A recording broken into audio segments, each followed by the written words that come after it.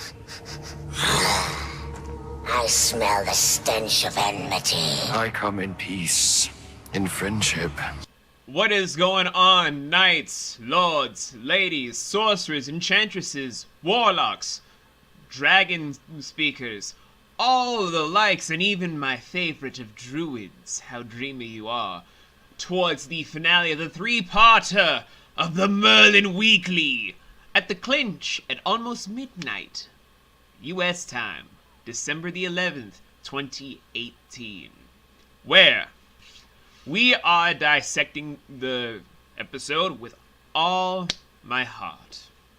The penultimate thing towards this whole debacle starts from, and I implore you all, implore, it don't matter right now, to watch this episode before we go in any further. Now, for a small synopsis before anyone just runs off, we are now finally having Arthur be convinced by Merlin in secrecy of Guinevere's whole persuasion of dark magics to work for Morgana.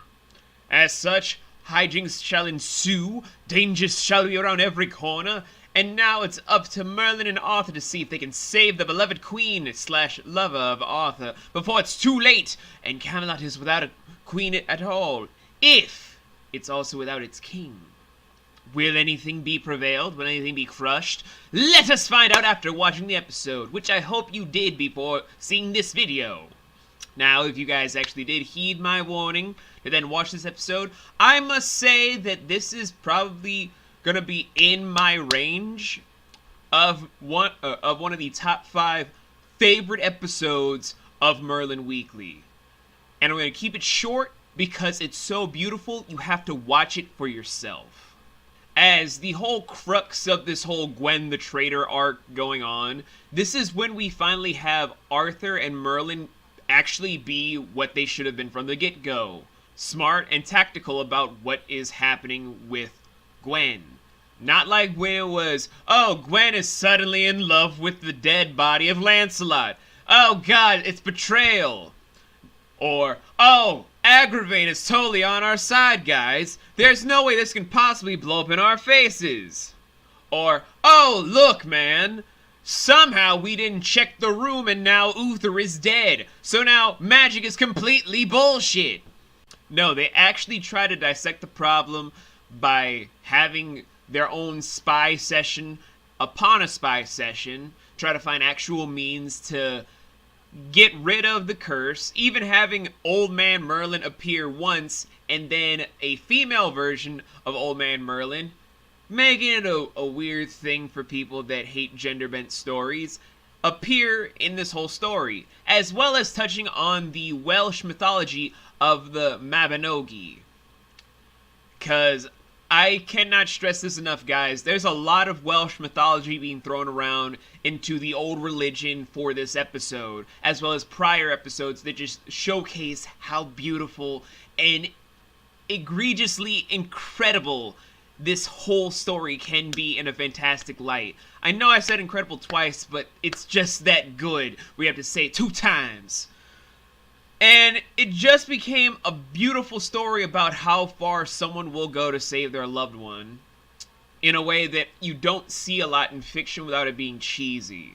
Because you see them actually develop in a way that's organic, very compelling, almost heart-wrenching when you see it almost crumbling. And you also get to see where other characters like Mordred's whole stance can be as a Knight of the Round Table. Unlike his original counterpart in the Arthurian lore being like, I'm gonna take this whole land from my father, uncle, and marry my stepmother. Even though it makes no goddamn sense. And I'm also gonna try and kill my father, uncle, because I'm evil.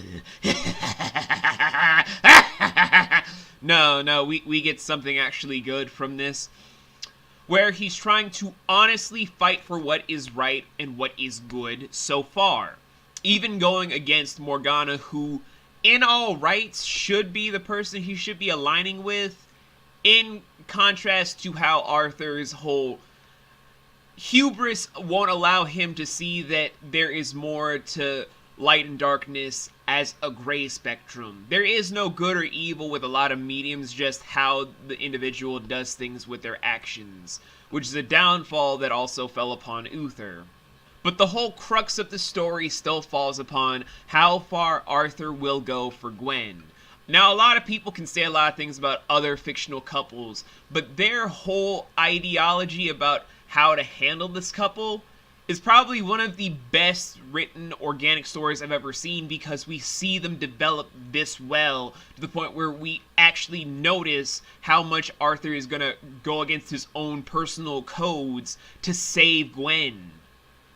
I don't see a lot of things in Western medium that does this on a good scale, because one, anything to do with the Flash, I tend to just be like, Barry Allen, Wally West, and all the Flashes tend to fuck up too much. If you're going to try and tell me something about some other superheroes, I can go down a whole laundry list about how messed up they are psychologically. Or you can see the podcast, What Grinds Our Gears, when we talk about the psychosis of every superhero in Western and Eastern medium.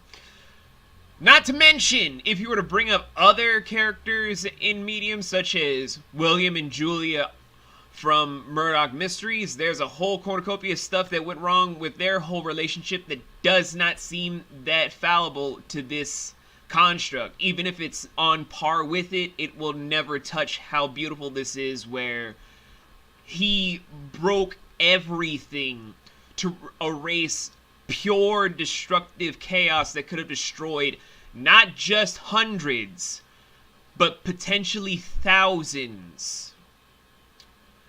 All to just save his loved one. Never considering his people, just his wife. Never just like, we need to save the love interest to save the plot. No, it's to save the love interest to save the relationship.